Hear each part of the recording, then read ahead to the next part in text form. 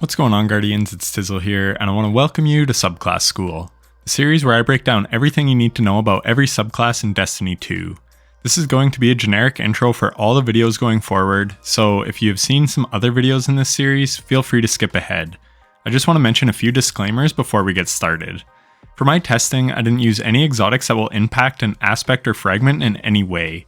Like, I may use Claws of Ahamkaras for showing a melee interaction because it helps me test more efficiently, or Vesper of Radius to show something on a subclass that revolves around rifts or class abilities. However, I would never use Vesper if I was using a fragment that gives class ability energy, because I want to show that fragment on its own merit. Same goes for mods. I may use Bomber or something to reduce a grenade cooldown, but I will never use that mod if what I am testing affects your grenade cooldown. Because again, these videos are designed to show you how each thing works on an individual level, by itself. So I don't want any interference from mods in these tests. And that being said, in much of the testing, I didn't even use more than one fragment. I would often have only one aspect equipped that wouldn't interfere with my testing, and then just the fragment that I am testing. Another thing, a huge shout out to the people at the Destiny Data Compendium. This is a spreadsheet that people in the community have created with all the info you could ever need on Destiny 2. It is linked in the description of every single one of my videos, so check them out. The spreadsheet is an amazing resource and an inspiration for me to take the info that they have gathered and put it into video form. So while I did do a ton of the testing myself, I also relied on the info from the compendium. So far, I have only really found one discrepancy between my tests and the info that they have, and I rely on them for certain values that I do not know how to test. Like Whisper of Hedrons, which gives stability and aim assist, I rely on their numbers, or most things regarding damage resistance. So again, much of this is my own testing, but I certainly use some of the data that they have sourced too, and I use their info to cross-reference my findings. Lastly, these videos took a ton of time and effort to produce, hours and hours of testing, screenshotting every aspect and fragment and piece of info from the compendium, editing the videos, trying to show as much info as I can without overdoing it, and showing every scenario, which would balloon the videos to be way too long. So if I say something reduces your rift cooldown by 30 seconds, you just have to believe me. I'm not going to show a clip of a 1 minute rift and then a 1 minute and 30 second rift cooldown. You have to just trust that I did the testing and prove this to be true. I want them to be in-depth and informative, but at the same time, not try to completely overwhelm the viewer with information and make it super boring to watch. These were entirely created by me and me alone. Even the PvP testing, I hopped on a friend's account on my laptop and would test what I needed to test. So for the hundreds and hundreds of hours I poured into these videos, a like and subscription would go a long way. I would love to hit 50,000 subs before the final shape, so if you could do me a solid and hit that like and subscribe button, it would mean the world to me. Now let's jump into the content.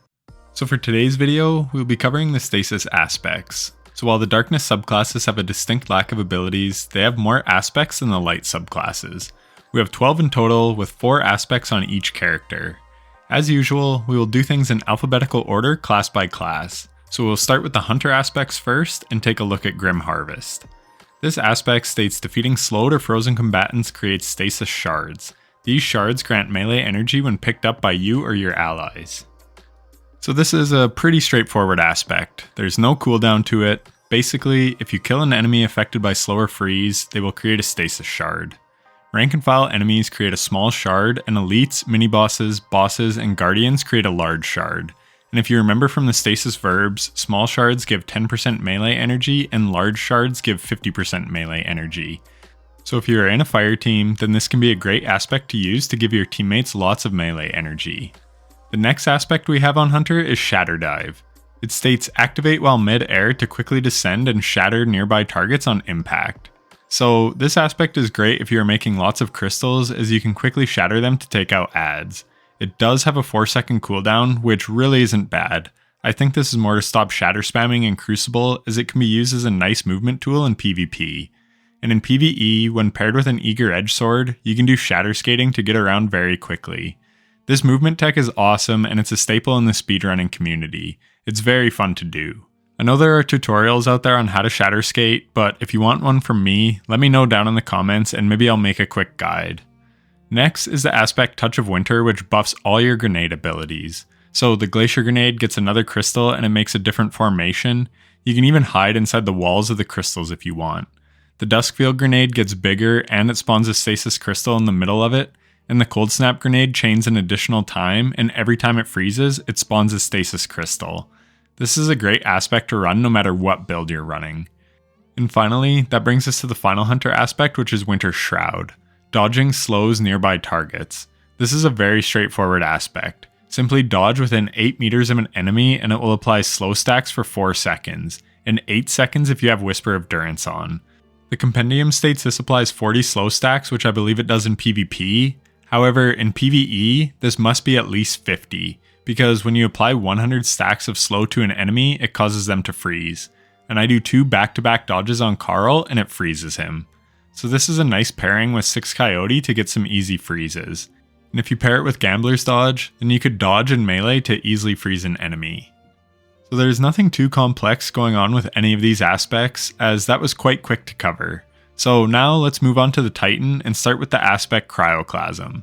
This states after sprinting for a short while, enables a longer and more powerful slide. Sliding into stasis crystals or frozen targets shatters them and any nearby frozen targets. So the cool thing with Cryoclasm is your slide can break crystals even if you sprint for like half a second. You just won't get that increased slide distance unless you sprint for a bit. So that is nice as it makes it very easy to use. The Compendium says you have to sprint for 2.5 seconds, and when you do, you get the little blue speed lines on the corner of your screen, and then you will have the increased slide distance. This was done to eliminate quick and long sliding in PvP. You have to invest by sprinting if you want to get that extra slide distance, but it is really nice to know that you can still break the crystals with just a quick slide. Again, this gives it nice ease of use in PvE while not having it be broken in PvP. This is a very good aspect on Stasis Titan as their kit is generally around forming crystals, so if you're playing aggressively, you can just shatter them all with a very quick slide.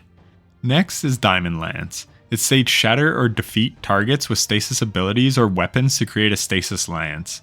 Throw the lance to freeze targets on impact, slam the lance to the ground to freeze targets in a small area. So the cool thing with Diamond Lances is that they can be made with any stasis weapon or ability. So if you're running a stasis weapon in your top slot and your heavy slot, you can make a lot of Diamond Lances. The only thing is that there is a cooldown on the Diamond Lance. It's a 7-second timer in which you cannot spawn another one. However, your teammates can also make Diamond Lances that you're able to pick up. So you could still get a ton of lances on the field. And they last on the ground for 25 seconds, but once you pick it up, you only have 10 seconds to throw it. Diamond Lances don't deal much damage, but they are great for quickly freezing enemies. And one thing I want to point out is that with the Diamond Ridge Lance Cap, you don't even need to run this aspect to be able to spawn the Diamond Lances. So that exotic basically just frees up an aspect slot. Howl of the Storm is next, and it states while sliding, activate your charged melee ability to launch a wave of stasis energy that freezes targets and creates stasis crystals. It spawns a small crystal, 2 medium crystals, and a large crystal. This is a great aspect as it turns your god-awful Shiver Strike melee into something useful. It can freeze enemies, and it's just another way to make crystals on Behemoth Titan. I also quite like this aspect in PvP and have gotten lots of fun kills with it. So yeah, this is a pretty good aspect because it gives a good use for your crappy melee ability. And lastly, we have Tectonic Harvest. Shattering a stasis crystal creates a stasis shard. This grants melee energy when picked up by you or your allies. So just like Grim Harvest on Hunter, this gives us a way to make stasis shards which grant us and our fire team members melee ability energy. This time from shattering crystals, which is something that Behemoth Titans do a lot. So it's not a bad aspect at all. And now we move on to Warlock, starting with one of my favorite aspects, the Bleak Watcher. This says hold the grenade button to convert your grenade into a stasis turret that fires slowing projectiles at nearby targets.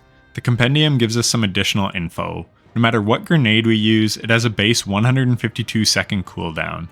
And don't worry, I did test this with all the grenades just to make sure. It can shoot within a 30 meter radius apparently, which is quite good. And the turrets last for 25 seconds at base and 30 seconds with Whisper of Durance. This is a great aspect for locking down targets, especially in higher end content where enemies are more of a threat. I have loved playing with this build this season with Osmiomancy gloves as it has incredible crowd control.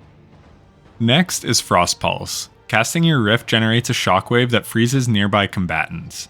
This is a great aspect for freezing enemies, but in higher end content, you don't want to be running into a group of enemies to cast a Rift and freeze them.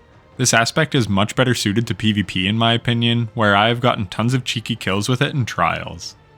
It's an excellent aspect for PvP. It freezes within 7 meters and it grants 2.5 meters of additional melee lunge distance for 1.2 seconds after casting your Rift, which is really nice because then you can just melee the frozen combatants or guardians.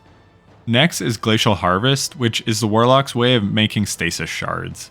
It states, freezing targets create stasis shards around the frozen targets. Higher tier combatants create more shards. So the Compendium gives more info, stating that we make 1 shard on low tier enemies, 2 shards on elites and guardians, and 3 shards on mini-bosses, champions, and bosses.